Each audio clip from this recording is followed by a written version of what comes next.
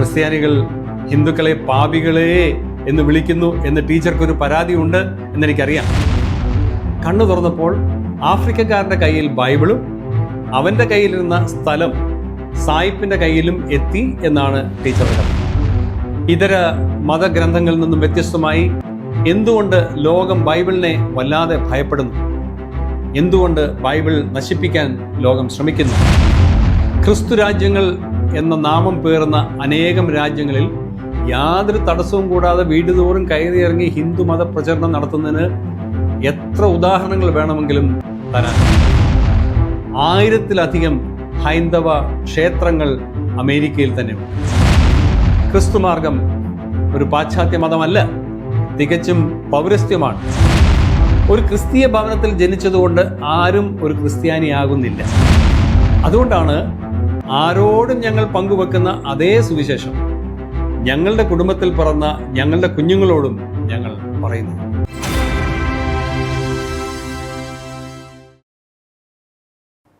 ശശികല ടീച്ചറോട് എനിക്ക് ബഹുമാനമുണ്ട് എന്ന് പറഞ്ഞാൽ അതിൽ ആരും പരിഭവപ്പെടരുത്. കാരണം മനസ്സിൽ ഉദിക്കുന്ന ചിന്തകൾ ഒട്ടും വിഴുങ്ങാതെ പച്ചയ്ക്ക് പ്രകടിപ്പിക്കുന്ന ഒരു വ്യക്തിയാണ് അവർ. പുറമേ ചിരിക്കുകയും അകമേ പല്ലുറുമ്പുകയും ചെയ്യുന്ന സ്വഭാവം ടീച്ചർക്കില്ല എന്നാണ് ഞാൻ കരുതുന്നത്. അതൊരു നല്ല കാര്യമല്ലേ? അതുകൊണ്ടാണ് ശശികല ടീച്ചർ പറഞ്ഞ ചില കാര്യങ്ങളോട് പ്രതികരിക്കുവാൻ ഞാൻ ഇപ്പോൾ തുനിയുന്നത്. ടീച്ചറുടെ ചുറ്റുവട്ടങ്ങളിൽ കണ്ട പല കാഴ്ചകളും അവരുടെ മനസ്സിൽ സൃഷ്ടിച്ചെടുത്ത തെറ്റിദ്ധാരണകൾ കൊണ്ടാണ് ഒരുപക്ഷെ അവർ പലതും പറയുന്നത് എന്ന് ഞാൻ അനുമാനിക്കുന്നു. ഇനി നമുക്ക് വിഷയത്തിലേക്ക് കടക്കാം. എന്തിന് ക്രിസ്ത്യാനികൾ ഓടി നടന്ന് ആളുകളോട് സുവിശേഷം പറഞ്ഞ് അവരെ മതം മാറ്റുന്നു? അതിൻ്റെ പിന്നിൽ ചില ഗൂഢ ലക്ഷ്യങ്ങളില്ലേ? ഇതൊക്കെയാണ് ടീച്ചറുടെ ഒരു പ്രധാന പരാതി. സുവിശേഷം ഒരു സനാതന സത്യമായതുകൊണ്ടും എല്ലാ മനുഷ്യരോടും അത് പറയാനുള്ള മഹാനിയോഗം ക്രിസ്തു ശിഷ്യർക്കുള്ളതുകൊണ്ടുമാണ് ഞങ്ങൾ സുവിശേഷം പറയുന്നത്. ക്രിസ്ത്യാനികൾ ഹിന്ദുക്കളെ പാപികളെ എന്ന് വിളിക്കുന്നു എന്ന് ടീച്ചർക്കൊരു പരാതിയുണ്ട് എന്നെനിക്കറിയാം. അയ്യോ, അത് ടീച്ചറുടെ തെറ്റിദ്ധാരണയാണേ. ഹിന്ദുവെന്നോ ക്രിസ്ത്യാനിയെന്നോ മുസ്ലിമെന്നോ മറ്റേതെങ്കിലും മതസ്ഥനെന്നോ ഉള്ള ഒരു വ്യത്യാസവുമില്ലാതെ എല്ലാവരും ഒരുപോലെ തിന്മ ചെയ്യുന്നവരാണ് എന്നാണ് ബൈബിൾ പഠിപ്പിക്കുന്നത്, ക്രിസ്ത്യാനി പറയുന്നത്. സായിപ്പായി പിറന്നവനെല്ലാം ശ്രേഷ്ഠനും ഭാരതീയൻ അധമനും എന്നുള്ള തെറ്റിദ്ധാരണയൊന്നും ക്രിസ്തുമാർഗത്തിലില്ല. ഒരു വ്യത്യാസവുമില്ലാതെ എല്ലാ മനുഷ്യരും പാപം ചെയ്ത് ദൈവ തേജസ് നഷ്ടപ്പെടുത്തിയെന്നും രാഷ്ട്ര വ്യതിയാനം കൂടാതെ എല്ലാ മനുഷ്യർക്കും പാപമോചനം വേണം എന്നുമാണ് ബൈബിളിൻ്റെ വിവക്ഷ. ടീച്ചറെ ചോദിക്കട്ടെ, ഞാൻ മനസ്സാ വാച കർമ്മണ ഒരു തെറ്റും ചെയ്തിട്ടില്ല എന്ന് ചങ്കത്ത് കൈവച്ചുകൊണ്ട് പറയാൻ ചങ്കൂറ്റമുള്ള ആരെങ്കിലും ഈ ഭൂമുഖത്തുണ്ടോ? ജനിച്ചു വീഴുന്ന കൊച്ചു കുഞ്ഞുങ്ങൾ പോലും ആരും പരിശീലിപ്പിക്കാതെ അവർക്ക് ആദ്യം ലഭിക്കുന്ന അവസരത്തിൽ തന്നെ വ്യാജം പറയാനും കപടം പ്രവർത്തിക്കാനും ശ്രമിക്കും. അത് സത്യമല്ലേ ശശികല ടീച്ചറെ? നമ്മുടെ ഭരണകൂടം പോലീസും കോടതികളും ജയിലുകളും ദുർഗുണ പരിഹാര പാഠശാലകളുമെല്ലാം സജ്ജമാക്കി റെഡിയാക്കി നിർത്തിയിരിക്കുന്നത് മനുഷ്യരിൽ സഹജമായി പാപ സ്വഭാവം ഉണ്ട് എന്നുള്ളതുകൊണ്ടല്ലേ? സുബോധമുള്ള ആരും അക്കാര്യം സമ്മതിക്കും എന്ന് തന്നെയാണ് ഞാൻ കരുതുന്നത്. എല്ലാ മനുഷ്യരും പാപികളാണ് എന്നത് ഒരു യാഥാർത്ഥ്യമാണെങ്കിൽ പാപിയെ പാപി എന്നല്ലാതെ പരിശുദ്ധൻ എന്ന് വിളിക്കുന്നത് കണ്ണടച്ച് ഇരുട്ടാക്കുന്നതിന് തുല്യമല്ലേ? അച്ഛനെ അച്ഛനെന്നും അമ്മയെ അമ്മ എന്നും ടീച്ചറെ ടീച്ചർ എന്നും വിളിക്കുന്നതല്ലേ സത്യസന്ധത? ആ സത്യസന്ധതയല്ലേ ഞങ്ങൾ കാണിക്കുന്നുള്ളൂ? അപ്പോൾ ഒരു വിഭാഗക്കാർ മാത്രമല്ല, എല്ലാ മനുഷ്യരും ഒരുപോലെ പാപികളാണ്. എൻ്റെ അമ്മ എന്നെ പാപത്തിൽ ഗർഭം ധരിച്ചു എന്ന ബൈബിൾ വചനം സ്വാഭാവികമായും സത്യമാണ്. നമ്മുടെ ചർമ്മത്തിന് ഇരുണ്ട നിറം, സായിപ്പിൻ്റെ ചർമ്മത്തിന് വെളുത്ത നിറം, പക്ഷെ 1 മില്ലിമീറ്റർ താഴേക്ക് പോയാൽ എല്ലാവരുടെയും രക്തത്തിന് ഒരേ നിറം. അതുപോലെ പ്രായഭേദവും ഭാഷാഭേദവും ദേശഭേദവും മതഭേദവും കൂടാതെ എല്ലാവരും ഒരുപോലെ തിന്മ ചെയ്ത് വിശുദ്ധനായ ദൈവത്തിൽ നിന്ന് അകന്നുപോയവരാണ്. ഇത് സമ്മതിക്കുകയാണെങ്കിൽ അടുത്ത കാര്യത്തിലേക്ക് നമുക്ക് കടക്കാം. സർ ഐസക് ന്യൂട്ടൻ്റെ പ്രശസ്തമായ തേർഡ് ലോ ഓഫ് മോഷൻ നിങ്ങൾക്കറിയാം എന്ന് ഞാൻ കരുതുന്നു. എല്ലാ പ്രവർത്തനങ്ങൾക്കും തുല്യവും വിപരീത ദിശയിലുമുള്ള പ്രതിപ്രവർത്തനമുണ്ട് എന്നതാണ് ലോ. ഒരു കുളത്തിലേക്ക് നാം ഒരു കല്ലെടുത്തിട്ടാൽ തുല്യ അളവിലുള്ള വെള്ളം പുറത്തേക്ക് തെറിക്കും. ഇത് അംഗീകാരയോഗ്യമെങ്കിൽ മനസാ വാച കർമ്മണ നാം ചെയ്തു കൂട്ടുന്ന പരിധിയില്ലാത്ത പാപമെന്ന കർമ്മത്തിനും ഒരു പ്രതിപ്രവർത്തനം ഉണ്ടെന്ന് നാം അംഗീകരിക്കേണ്ടി വരില്ലേ? ആ പ്രതിപ്രവർത്തനത്തെയാണ് പാപത്തിൻ്റെ ശമ്പളം മരണം എന്ന പ്രയോഗം കൊണ്ട് ബൈബിൾ വിശദീകരിക്കുന്നത്. ഭൂമിയിലെ 80 or 90 വർഷങ്ങൾ നീളുന്ന ജീവിതം പൂർത്തിയാക്കി ഇവിടെ നിന്നും വിട പറയുന്നതിനെ പറ്റിയല്ല അവിടെ മരണം എന്നതുകൊണ്ട് വിവക്ഷിക്കുന്നത്. ഈ നിത്യ മരണം അഥവാ നരകം എന്നൊക്കെ പറയുമ്പോൾ ബൈബിൾ അർത്ഥമാക്കുന്നത് ദൈവത്തിൽ നിന്നുള്ള നിത്യമായ വേർപാടാണ്. എക്കാലത്തുമുള്ള മനുഷ്യർ നിത്യമരണത്തിൽ നിന്ന് മോചനം നേടാൻ പലവിധ പരിശ്രമങ്ങൾ നടത്തി പരാജയത്തിൻ്റെ പടുകുഴിയിൽ കിടക്കുന്നവരാണ്. അതുകൊണ്ടാണല്ലോ നമ്മുടെ മാമുനിമാർ അസതോമ സദ്ഗമയ, തമസോമ ജ്യോതിർഗമയ, മൃത്യോർമ അമൃതംഗമയ എന്ന് ആകാശത്തേക്ക് കൈമലർത്തി പ്രാർത്ഥിച്ചത്. ആ പ്രാർത്ഥനയുടെ കൂടെ ഫലമാണ് ദൈവപുത്രനായ യേശുക്രിസ്തുവിൻ്റെ ഭൗമാവതാരം എന്ന് ഞാൻ കരുതുകയാണ്. യേശു സ്വയം വെളിപ്പെടുത്തി, ഞാനാണ് സത്യം, ഞാനാണ് വെളിച്ചം, ഞാനാണ് ജീവൻ. മാത്രമല്ല മനുഷ്യ പാപത്തിൻ്റെ പരിണിത ഫലമായ മരണശിക്ഷ യേശു ക്രൂശിൽ ഏറ്റെടുക്കുകയും 3-ാം നാൾ ഉയർത്തെഴുന്നേൽക്കുകയും ചെയ്തു. അത് അംഗീകരിക്കുന്ന ആർക്കും ദൈവം ഒരുക്കിയ രക്ഷാമാർഗം സ്വായത്തമാക്കാൻ ആഗ്രഹിക്കുന്ന ആർക്കും പാപശിക്ഷയിൽ നിന്ന് വിടുതൽ നേടാൻ കഴിയും. ശിഷ്ടരെ സംരക്ഷിക്കുവാൻ വന്ന പല അവതാരങ്ങളെപ്പറ്റി ടീച്ചർ പറയാറുണ്ടല്ലോ. എന്നാൽ ദുഷ്ടരായ നമ്മെപ്പോലെയുള്ള മനുഷ്യവർഗത്തെ പരിത്രാണനം ചെയ്യുവാനായി അവതരിച്ച മറ്റൊരു അവതാരത്തെപ്പറ്റി കേട്ടിട്ടുണ്ടോ ടീച്ചറെ? ഉണ്ടാവില്ല. ആ അവതാരമാണ് യേശുക്രിസ്തു. തങ്ങൾ തിരിച്ചറിഞ്ഞ ഈ നന്മയുടെ അവതാരത്തെക്കുറിച്ചുള്ള സുവാർത്ത സമസൃഷ്ടങ്ങളോട് പറയാതിരിക്കാൻ മനുഷ്യ സ്നേഹമുള്ള ആർക്കെങ്കിലും കഴിയുമോ? ഈ നന്മ ഞങ്ങൾ മാത്രം നിശബ്ദരായിരുന്ന് ആസ്വദിച്ചാൽ ഞങ്ങൾ കുറ്റക്കാരാകുകയില്ലേ? കോവിഡ് കാലത്ത് ആ മാരക രോഗത്തിന് മറുമരുന്ന് കണ്ടെത്തി എന്ന് അറിഞ്ഞാൽ അക്കാര്യം മറ്റുള്ളവരോട് പറയാതെ ഗുപ്തമാക്കി വെച്ചാൽ ടീച്ചർ ഞങ്ങളെ കൊടും പാതകന്മാർ എന്നല്ലേ വിളിക്കൂ? ടീച്ചറെ, ഇവിടുത്തെ സത്യക്രിസ്ത്യാനികൾ ചെയ്യുന്നത് ഇത്രയേ ഉള്ളൂ. ഞങ്ങൾ അറിഞ്ഞ സത്യം, അനുഭവിക്കുന്ന സന്തോഷം, ആസ്വദിക്കുന്ന ഈ സമാധാനം ഞങ്ങളുടെ സമസൃഷ്ടങ്ങളോട്, ഞങ്ങളുടെ ചുറ്റുവട്ടങ്ങളിലുള്ളവരോട് പറയുന്നു. അത്രമാത്രം. വേണമെന്നുള്ളവർക്ക് അത് സ്വീകരിക്കാം, അല്ലാത്തവർക്ക് തള്ളിക്കളയാം. ക്രിസ്തുവിനെ സ്വീകരിക്കുകയോ തിരസ്കരിക്കുകയോ ചെയ്യുന്നത് ഓരോ വ്യക്തിയുടെയും സ്വന്തം തീരുമാനമാണ്. ആരുടെയെങ്കിലും നിർബന്ധത്തിനോ പ്രേരണയ്ക്കോ പ്രലോഭനങ്ങൾക്കോ വിധേയനായി മതം മാറുന്നത് കൊണ്ട് ഒരു നല്ല കാര്യവും നടക്കുകയില്ല. ബൈബിളും ക്രൈസ്തവ മാർഗവും അതിനെ പ്രോത്സാഹിപ്പിക്കുന്നേ ഇല്ല. ചുരുക്കത്തിൽ ടീച്ചറുടെ ഭാഷയിൽ പറയുകയാണ്, ഒരു കമ്മീഷൻ ഏജൻ്റ് ആവാൻ ഒരു സത്യക്രിസ്ത്യാനിക്ക് നിയോഗമില്ല. മതത്തിലേക്ക് ആളെ കൂട്ടുക എന്ന ഗൂഢതന്ത്രമൊന്നും ഞങ്ങൾക്കില്ല. അതിൻ്റെ ആവശ്യവുമില്ല. അതുകൊണ്ട് പ്രയോജനവുമില്ല. സുവാർത്ത അറിയിക്കാനല്ലാതെ ആരെയും മതം മാറ്റുവാനോ ശക്തിപ്രകടനം നടത്തുവാനോ വോട്ട് ബാങ്കിനെ സൃഷ്ടിക്കുവാനോ യേശു എന്ന ഗുരു ആരോടും പറഞ്ഞിട്ടുമില്ല. മാത്രമല്ല അങ്ങനെ ചെയ്യുന്നത് ക്രിസ്തു നിരോധിച്ചിട്ടുമുണ്ട് താനും.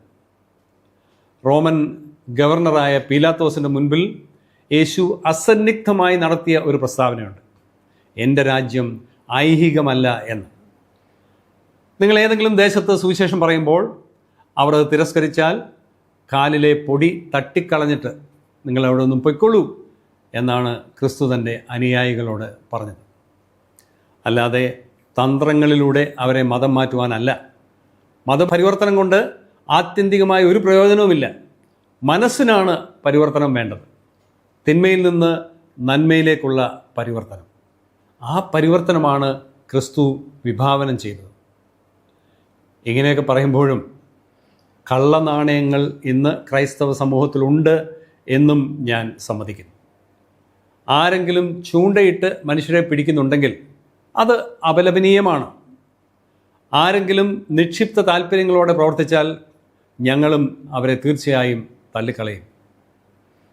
സുവിശേഷം പറയുന്നതിനിടയിൽ മറ്റാരെയെങ്കിലും അവഹേളിക്കുകയോ ദേശവിരുദ്ധമായ കാര്യങ്ങൾ ഉച്ചരിക്കുകയോ ചെയ്യുന്നുണ്ടെങ്കിൽ അതും അപലപനീയം തന്നെയാണ്, സംശയമില്ല. ഒരു പ്രധാനപ്പെട്ട കാര്യം കൂടെ ഓർപ്പിക്കാനുണ്ട്. ഒരു ക്രിസ്തീയ ഭവനത്തിൽ ജനിച്ചതുകൊണ്ട് ആരും ഒരു ക്രിസ്ത്യാനിയാകുന്നില്ല. മാതാപിതാക്കൾ ക്രൈസ്തവരായതുകൊണ്ടോ മറ്റെന്തെങ്കിലും കർമ്മം ചെയ്തതുകൊണ്ടോ ആ വീട്ടിൽ ജനിക്കുന്ന ഒരു ശിശു ഒരിക്കലും ക്രിസ്ത്യാനിയാകുകയില്ല. ഒരാൾക്കൊരിക്കലും ജന്മനാ ക്രിസ്ത്യാനിയാകാൻ സാധിക്കില്ല എന്നാണ് ബൈബിൾ വ്യക്തമായി കൃത്യമായി പറയുന്നത്. അതുകൊണ്ടാണ് ആരോടും ഞങ്ങൾ പങ്കുവെക്കുന്ന അതേ സുവിശേഷം ഞങ്ങളുടെ കുടുംബത്തിൽ പിറന്ന ഞങ്ങളുടെ കുഞ്ഞുങ്ങളോടും ഞങ്ങൾ പറയുന്നത്. ഇതാണ് സത്യം.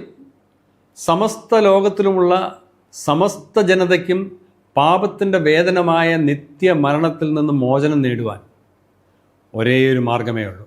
അത് ദൈവ അവതാരമായ ക്രിസ്തു ക്രൂശിലൊരുക്കിയ പാപമോചന മാർഗമാണ് എന്ന് ഞങ്ങൾ ആത്മാർത്ഥമായി വിശ്വസിക്കുന്നു. ഇനി ടീച്ചർ പറയൂ, ഈ സദ്വർത്തമാനം ലോകത്തോട് വിളിച്ചു പറയാതിരിക്കാൻ ഞങ്ങൾക്കാവുന്നത് എങ്ങനെയാണ്? നേരത്തെ ഓർപ്പിച്ചതുപോലെ കൈക്കൊള്ളുവാനോ തള്ളിക്കളയുവാനോ ഉള്ള സ്വാതന്ത്ര്യം ആർക്കും ഉണ്ട്. ടീച്ചറുടെ ഒരു പ്രഭാഷണത്തിൽ ആഫ്രിക്കയിൽ പോയ സായിപ്പന്മാരുടെ ഒരു കഥ പറയുന്നുണ്ട്.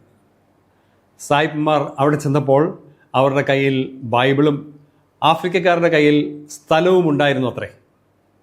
കണ്ണടച്ച് പ്രാർത്ഥിക്കാൻ സായിപ്പന്മാർ ആവശ്യപ്പെട്ടു. കണ്ണു തുറന്നപ്പോൾ ആഫ്രിക്കക്കാരൻ്റെ കയ്യിൽ ബൈബിളും അവൻ്റെ കയ്യിലിരുന്ന സ്ഥലം സായിപ്പിൻ്റെ കയ്യിലും എത്തി എന്നാണ് ടീച്ചറുടെ കഥ.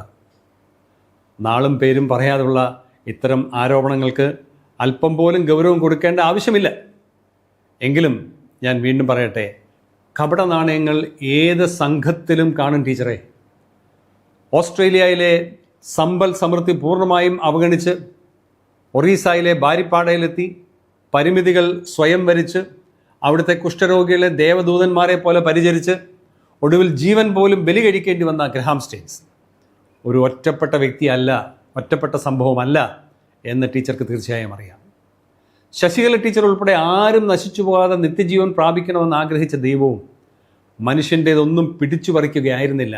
സ്വന്തം പുത്രനെ ടീച്ചർക്ക് വേണ്ടി കൂടെ ക്രൂശിൽ തകർക്കുവാൻ ദൈവം തയ്യാറാവുകയായിരുന്നു. ഈ സത്യം തിരിച്ചറിഞ്ഞതുകൊണ്ടാണ് പലരും കടലും കരയും കടന്ന് ലോകത്തിൻ്റെ വിവിധയിടങ്ങളിൽ പോയി ദൈവം മനുഷ്യനെ സ്നേഹിക്കുന്നു എന്ന നിർമ്മല സുവിശേഷം പങ്കുവെക്കുവാൻ തയ്യാറായത്. സഹജീവികളോടുള്ള സ്നേഹത്തിൻ്റെയും ദൈവത്തോടുള്ള നന്ദിയുടെയും പ്രകടനം മാത്രമാണത്, അല്ലാതെ എന്തെങ്കിലും നേട്ടം ഉണ്ടാക്കുവാനായിരുന്നില്ല. ക്രിസ്തുവിൻ്റെ ക്രൂശിലെ ബലി ഒരു ചരിത്ര യാഥാർത്ഥ്യമാണ്. അതുകൊണ്ടാണ് അനേകർ അതിനുവേണ്ടി ജീവാർപ്പണം നടത്തുവാൻ തയ്യാറാകുന്നത്. ലോകത്തിലെ അനേകം സിദ്ധാന്തങ്ങളും കൊന്നു വളരുകയായിരുന്നു എന്ന് ടീച്ചർക്കറിയാം. എന്നാൽ ക്രിസ്തുമാർഗം മാത്രം ചത്ത് വളരുവാൻ മടിയില്ലാത്തതാണ്. കാരണം ഞങ്ങളുടെ ഗുരു തന്നെ മനുഷ്യനെ രക്ഷിക്കാൻ വേണ്ടി സ്വയം ജീവ ബലിയായവനാണ്. തന്നെയല്ല, രക്തസാക്ഷികളുടെ ചോരയാണ് ഈ മാർഗത്തിൻ്റെ വളർച്ചയ്ക്ക് വേണ്ട വിത്തും വളവുമായത് എന്നത് തിരുത്താനാവാത്ത ഒരു ചരിത്ര യാഥാർത്ഥ്യമാണ്. ഇതര മതഗ്രന്ഥങ്ങളിൽ നിന്നും വ്യത്യസ്തമായി എന്തുകൊണ്ട് ലോകം ബൈബിളിനെ വല്ലാതെ ഭയപ്പെടുന്നു? എന്തുകൊണ്ട് ബൈബിൾ നശിപ്പിക്കാൻ ലോകം ശ്രമിക്കുന്നു? ചിന്തിച്ചിട്ടുണ്ടോ? ബൈബിൾ രോഗത്തെ രൂപാന്തരപ്പെടുത്തും എന്ന് പിശാചിന് നല്ല ബോധ്യമുണ്ട്. അത് ഒഴിവാക്കാനുള്ള വൃഥാശ്രമമാണ് സാത്താൻ്റെ അനുയായികൾ നടത്തുന്നത്. ക്രിസ്തുമാർഗത്തെ നശിപ്പിക്കുവാൻ കച്ചകെട്ടിയ ഇറങ്ങിയ ശൗൽ എന്ന പൗലോസിനോട് ദൈവം പറഞ്ഞ ഒരു കാര്യം മാത്രം ഞാൻ ആവർത്തിക്കുകയാണ്. It is hard for anyone to kick against the prix.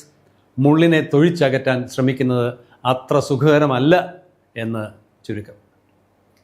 ഭാരതത്തിലേക്ക് ശാന്തി തേടി ഒഴുകിയെത്തുന്ന ബഹുശതം വെള്ളക്കാരെ പറ്റിയും അവർ ആശ്രമങ്ങൾക്ക് നൽകുന്ന സംഭാവനകളെ പറ്റിയുമൊക്കെ ടീച്ചർ പരാമർശിക്കുന്നുണ്ട്. ആർക്കും എവിടെയും പോകുവാനുള്ള സ്വാതന്ത്ര്യമുണ്ട് എന്നുള്ളത് നമുക്കറിയാം. ഓരോരുത്തരുടെയും ബോധ്യമനുസരിച്ച് അവർ പ്രവർത്തിക്കട്ടെ. അന്യ മതസ്ഥർ ഹൈന്ദവ ആശ്രമങ്ങൾ തേടി വരുമ്പോൾ പലരും അതിനെ ശ്ലാഘിക്കുന്നുണ്ട്. ഓക്കെ, പക്ഷേ നേരെ തിരിച്ച് ഹൈന്ദവർ ക്രിസ്തുമാർഗത്തിലേക്ക് തിരിയുന്നതിനെയും അതേ കണ്ണോടുകൂടെ തന്നെ കാണണം. ക്രിസ്തു രാജ്യങ്ങൾ എന്ന നാമം പേറുന്ന അനേകം രാജ്യങ്ങളിൽ യാതൊരു തടസ്സവും കൂടാതെ വീടുതോറും കയറിയിറങ്ങി ഹിന്ദു മത പ്രചരണം നടത്തുന്നതിന് എത്ര ഉദാഹരണങ്ങൾ വേണമെങ്കിലും തരാനുണ്ട്. പെൻസിൽവേനിയയിലും ടെക്സാസിലും ന്യൂജേഴ്സിയിലും ഉൾപ്പെടെ 1000-ലധികം ഹൈന്ദവ ക്ഷേത്രങ്ങൾ അമേരിക്കയിൽ തന്നെയുണ്ട്. ഹൈന്ദവ ജനസംഖ്യ കഴിഞ്ഞ 2 പതിറ്റാണ്ട് കൊണ്ട് അവിടെ ഇരട്ടിയായിട്ടുണ്ട് എന്നാണ് ഞാൻ മനസ്സിലാക്കുന്നത്. അവിടെയെല്ലാം അതിന് ആർക്കും സ്വാതന്ത്ര്യമുണ്ട്, നല്ല കാര്യം. എന്നാൽ ഏതെങ്കിലും പാവം ഉപദേശിമാർ ഇവിടെ എവിടെയെങ്കിലും നിന്ന് ആരോടെങ്കിലും സുവിശേഷം പങ്കുവെക്കുമ്പോൾ അസ്വസ്ഥതയും അസഹിഷ്ണുതയും വർദ്ധിച്ച് രോഷം തിളച്ചു മറിയുന്നുവെങ്കിൽ അതിനെ ഇരട്ടമുഖം എന്നല്ലേ ടീച്ചറെ വിളിക്കേണ്ടത്? രണ്ടിനെയും ഒരേ വീക്ഷണത്തിൽ ടീച്ചർ കാണണം എന്ന് ഞാൻ വളരെ വിനയത്തോടെ ഓർപ്പിക്കുകയാണ്. ആയിരക്കണക്കിന് ക്രിസ്തീയ വിഭാഗങ്ങളുണ്ട്. എല്ലാവരും അവരവരുടെ മതത്തിലേക്ക് ആളുകളെ സ്വാഗതം ചെയ്യുകയാണ് എന്നും ടീച്ചർ പറയാറുണ്ട്. ക്രിസ്തീയ മതത്തിൽ ധാരാളം അവാന്തര വിഭാഗങ്ങളുണ്ട് എന്നത് 100% ശരിയാണ്. എന്നാൽ ക്ഷമിക്കണം, അവയിൽ ഒട്ടുമിക്കതും വ്യക്തി താല്പര്യങ്ങളിൽ നിന്നും ഉടലെടുത്തിട്ടുള്ളവയാണ്. അതാണ് നല്ല നാണയങ്ങൾക്കിടയിൽ സമൃദ്ധമായി കപട നാണയങ്ങളും കാണും എന്ന് ഞാൻ മുൻപേ പറഞ്ഞത്. എന്നാൽ ക്രിസ്തു മാർഗത്തിൽ യാതൊരു വിഭാഗീയതയുമില്ല. ക്രിസ്തു മതവും ക്രിസ്തു മാർഗവും രണ്ടും രണ്ടാണ്. I'm sorry to say that to a very large extent Christianity has become churchianity. ക്രിസ്തുമാർഗം രൂപം കൊണ്ട 1-ാം നൂറ്റാണ്ടിൽ ഉണ്ടായിരുന്നത് പോലെയുള്ള ആ ഏകോദര സഹോദര സമൂഹത്തെ, തങ്ങൾക്കുള്ളത് എല്ലാവർക്കും കിട്ടണം എന്ന് ശഠിക്കുന്ന ഒരു സമൂഹത്തെ, മാനുഷികമായ ഹൈരാർക്കിക്കൽ സമ്പ്രദായമില്ലാത്ത ഒരു സമൂഹത്തെ അന്വേഷിച്ചാൽ താങ്കൾക്ക് കണ്ടെത്താൻ ആവും എന്ന് തന്നെയാണ് ഞാൻ കരുതുന്നത്. ബൈബിളിൽ രേഖപ്പെടുത്തിയിരിക്കുന്ന മാതൃക പിന്തുടരുവാൻ ശ്രമിക്കുന്ന ഒരു കൂട്ടമുണ്ടോ എന്ന് കണ്ടെത്താൻ സത്യസന്ധമായ ഒരു ശ്രമം നടത്തൂ. അന്വേഷിപ്പിൻ, നിങ്ങൾ കണ്ടെത്തും എന്ന് മാത്രം പറഞ്ഞ് ഞാൻ ആ വിഷയം ഇവിടെ വിടുകയാണ്. നിക്ഷിപ്ത താല്പര്യങ്ങളോടെ വർഗീയ വിഷം തുപ്പുന്നു എന്നൊക്കെ ആരോപിക്കപ്പെടുന്ന ശശികല ടീച്ചറോട് എനിക്ക് പരിഭവമൊന്നുമില്ല എന്ന് ഞാൻ വീണ്ടും പറയുകയാണ്. കാരണം അനുഭവങ്ങളായിരിക്കുമല്ലോ ആരുടെയും ഗുരു. അവർ തൻ്റെ ചുറ്റുവട്ടങ്ങളിൽ കണ്ടിട്ടുള്ള ക്രിസ്ത്യാനികളുടെ പെരുമാറ്റത്തിൽ നിന്നും സ്വരുക്കൂട്ടിയിട്ടുള്ള ചിന്തകളായിരിക്കാം അങ്ങനെയൊക്കെ പറയാൻ അവരെ പ്രേരിപ്പിച്ചത് എന്ന് ഞാൻ കരുതുന്നു. കപട നാണയങ്ങൾ കണ്ട് തെറ്റിദ്ധരിക്കരുത് എന്ന് മാത്രമേ എനിക്ക് ടീച്ചറോട് അഭ്യർത്ഥിക്കുവാനുള്ളൂ. ക്രിസ്തുമാർഗം ഒരു പാശ്ചാത്യ മതമല്ല, തികച്ചും പൗരസ്ത്യമാണ്. ക്രിസ്തു അനുവർത്തിച്ചു വന്ന ശിഷ്യത്വ മാർഗം പോലും ഗുരുകുല സമ്പ്രദായമായിരുന്നു. ഒടുവിലായി ഒരു കാര്യം കൂടെ, ഭാരതത്തിലെ ക്രൈസ്തവർ ഈ ദേശത്തെക്കുറിച്ച് ഊറ്റം കൊള്ളുന്നവരാണ്. വ്യത്യസ്തമായ ദൈവബോധമുള്ളവരാവാം നമ്മൾ, പക്ഷേ എൻ്റെ ഭാരതത്തിനായി തുടിക്കുന്ന രക്തമാണ് എൻ്റേത്. ഭാരത സംസ്കൃതിയിൽ അപജയം സംഭവിച്ചു എന്ന് കരുതുന്നവരല്ല ഇവിടുത്തെ ക്രൈസ്തവരാരും. മാത്രമല്ല, ഭാരതത്തെയും ഭാരതീയരെയും അങ്ങേയറ്റം സ്നേഹിക്കുന്നവരും രാഷ്ട്രത്തിൻ്റെ മഹിമയിൽ ഔന്നത്യത്തിൽ അഭിമാനിക്കുകയും ചെയ്യുന്നവരാണ്. നമ്മുടെ രാഷ്ട്രത്തിൻ്റെ എല്ലാ നേട്ടങ്ങളിലും അഭിമാനപൂരിതമാകുന്ന അന്തരംഗമാണ് ഞങ്ങൾക്കുള്ളത്. സങ്കുചിത ചിന്തയിൽ കുടുങ്ങിപ്പോകാതെ, കപട ക്രൈസ്തവരെ കണ്ട് കാലുഷ്യപ്പെടാതെ എല്ലാവരും തുറന്ന് ചിന്തിക്കണമെന്നും എൻ്റെ എല്ലാ സമസൃഷ്ടങ്ങളും നിത്യസന്തോഷം അനുഭവിക്കുന്നവരാകണം എന്ന് മാത്രമാണ് എൻ്റെ ആഗ്രഹം. ടീച്ചറുടെ സർവകാല നന്മയും ഞാൻ ആഗ്രഹിക്കുന്നു. ടീച്ചർക്ക് വേണ്ടി പ്രാർത്ഥിക്കുന്നു എന്ന് മാത്രം പറഞ്ഞ് ഈ ചിന്തകൾ ഇവിടെ അവസാനിപ്പിക്കട്ടെ. നന്ദി, നമസ്കാരം.